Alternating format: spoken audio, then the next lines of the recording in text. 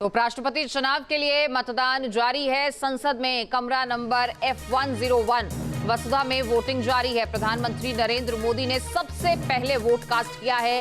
शाम 5 बजे तक ये वोटिंग होगी और 6 बजे से गिनती शुरू हो जाएगी। सीपी राधाकृष्णन और जस्टिस सुदर्शन रेड्डी के बीच ये मुकाबला। एनडीए की तरफ से सीपी राधाकृष्णन जहां उम्मीदवार हैं, वहीं सुदर्शन रेड्डी इंडिया गठबंधन की तरफ से मैदान में है।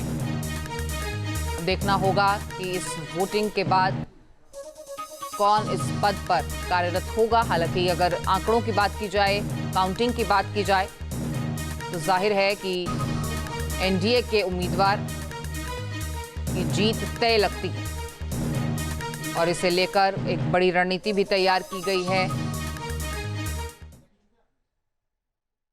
तो आज शाम तक ये तय हो जाएगा कि कौन बनेगा उपराष्ट्रपति। इस चुनाव में टक्कर एनडीए के प्रत्याशी सीपी राधाकृष्णन और इंडिया ब्लॉक के बी सुदर्शन रेड्डी के बीच है।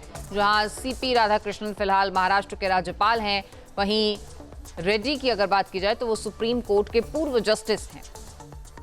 सीपी राधाकृष्णन जो कि एनडीए के उम्मीदवार हैं, तो वहीं इंडिया गठबंधन के उम्मीदवार हैं बी सुदर्शन रेड्डी। इन दोनों के बीच मुकाबला है। वोटिंग जारी है। शाम 5 बजे तक वोटिंग का यह सिलसिला ऐसे ही चलता रहेगा। तो एनडीए और इंडिया गठबंधन दोनों के ही प्रत्याशियों ने अपनी अपनी जीत का दावा किया है। सुनिए। Election is taking place. It is going to be a big victory for the Indian nationalism. We all are one. We will be one. India, we want to be the Vikshit Bharat, and all the victory will lead towards that. सभी प्रतिपक्ष के जितने भी नेतागण हैं, उन सबको धन्यवाद। सर, कितने आश्वस्त हैं आप जीत को लेकर? पूरा सर, माइक थोड़ा पीछे कर लो। यार क्या पूरा हम तो इलेक्शन जीतने वाले हैं। और सर, अंतरात्मा की बात आपने की है, क्या लगता है क्रॉस वोटिंग होगा? क्रॉस वोटिंग का शब्द आज तक मैं कभी इस्तेमाल करें, मैं सिर्फ अंतरात्मा की आवाज को जगाने के लिए कोशिश कर रहा हूं। तो वहीं प्रधानमंत्री नरेंद्र मोदी ने आज उपराष्ट्रपति चुनाव के लिए वोट कास्ट किया। इस चुनाव में भी एनडीए का पलड़ा ही भारी नजर आ रहा है और राधाकृष्णन की जीत तय मानी जा रही है। ये तस्वीरें आप देख रहे हैं जब प्रधानमंत्री नरेंद्र मोदी ने वोट कास्ट किया। आज की इस वोटिंग के दौरान सबसे पहला वोट जो है वो प्रधानमंत्री नरेंद्र मोदी ने ही डाला है। उपराष्ट्रपति चुनाव का ये रण है जहां मुकाबला सीपी राधाकृष्णन और बी सुदर्शन रेड्डी के बीच में है। दोनों ही स्ट्रॉन्ग कंटेंडर हैं, लेकिन जाहिर है कि अगर गिनती और आंकड़ों की बात की जाए, गणित को समझा जाए, तो सीपी राधाकृष्णन का पलड़ा भारी नजर आता है।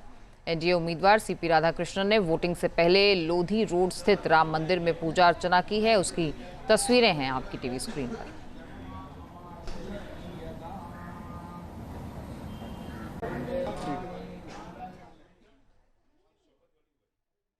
और चलिए अब हम आपको बताते हैं कि उपराष्ट्रपति चुनाव का अंक गणित क्या कहता है, किसके पक्ष में पलड़ा भारी नजर आता है।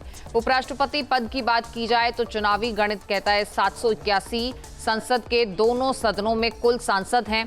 391 वोट पाने वाला उम्मीदवार ही निर्वाचित होगा। 425 एनडीए के घटक दलों के वोट हैं, तो वहीं 324 इंडिया गठबंधन के वोट हैं। एनडीए के पास करीब 100 वोट्स की बढ़त है। ऐसे में इस गणित को समझना बहुत आसान हो जाता है और ये भी आसान हो जाता है समझना कि सीपी राधाकृष्णन का पलड़ा भारी है। जहाँ भक्ति है हर शब्द में, कथाओं में छुपे हैं दिव्य रहस्य और ज्योतिष देता है जीवन को दिशा। धर्म से जुड़ी हर बातों को जानने के लिए हमारे चैनल स्तुति को सब्सक्राइब करें। चैनल पर जाने के लिए इस लिंक पर क्लिक करें।